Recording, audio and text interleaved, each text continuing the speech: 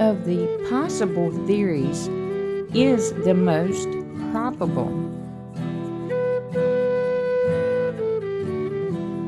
I don't want to think she's dead, but it's a possibility. Like Don, her father said, one possibility is that she is deceased. Now, is she deceased due to an accident, possibly that happened at the water hole when she was swimming? Or did an accident occur at home later in the evening? Or is she deceased from foul play that was done purposely? I know in my heart and in my mind she was abducted. Someone snuck up there when we weren't exactly paying attention, and we don't know if they come in the basement and grabbed her, or if she stepped outside the basement and was walking to her swing or something. Another possible theory is that Summer could have been abducted by a stranger or by someone she knew. You can see the Wells house up through the trees on the hill right here. Summer was home with her mom. Let her come home.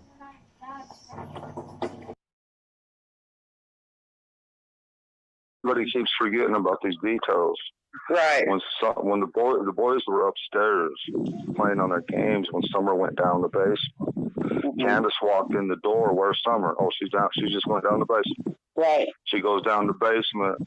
When she's down the basement looking for her, my neighbor hears a scream. Oh. Okay. The dog seeing. You know what? That was the question now, right? There was no scream, right? There's no scream, dude. She's makes all that shit up. Really? Came up with that way later than the actual. Her and her kids make all that shit up later in the description to fit her narrative. Moving on to theory number 3, Summer could have walked away and gotten lost in the woods. When this first came out, you guys said that Summer was last seen walking away from her home.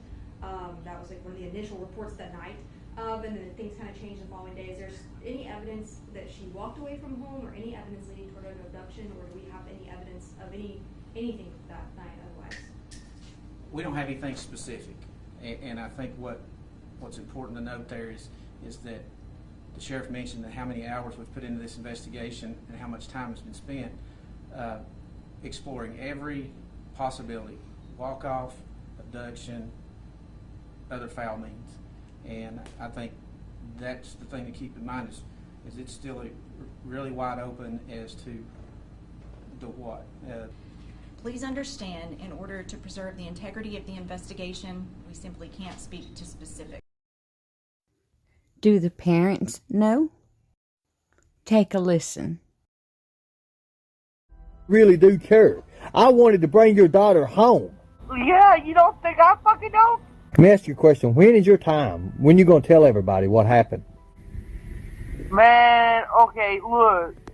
Give me 2 days, and me and you are gonna go live, and we're gonna talk. Give me 2 days. I'll give you 2 days. Did you have anything to do with your daughter's disappearance? Well, I'm at work all day, every day, I love my daughter with all my heart, and I try to love everybody, and it's been a real experience, me turning to YouTube for help and seeing the nature.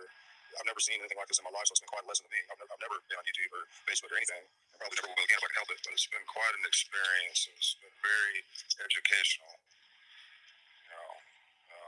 I've learned a lot. So, yes or no to the question? Okay. Oh, well, no. In the past, you said that there's no evidence that there was an abduction. Does that still stand? It still stands. Do the facts point towards one theory more than another? No, they do not. Well, thank you guys for being here. I just want to point out one more thing. This case is not cold. We get asked that a lot. It's not. We're talking to the sheriff constantly. We all work together as one team, and we're determined to find answers. Thank you for coming. So we have heard from TBI that they have nothing as to her walking away, and they have no evidence of any type of abduction. So that really just leaves us with foul play, unfortunately. And TBI has made the statement that a shift in strategy is leaning towards foul play in Summer's investigation. So who could they be looking at? My guess would be just one of the very few people that she was with that day. If she had walked away, they would have most likely either found her or at least a trace of her somewhere. And they found nothing. They did not find Summer's footprints. That was a fabricated story made up for YouTube.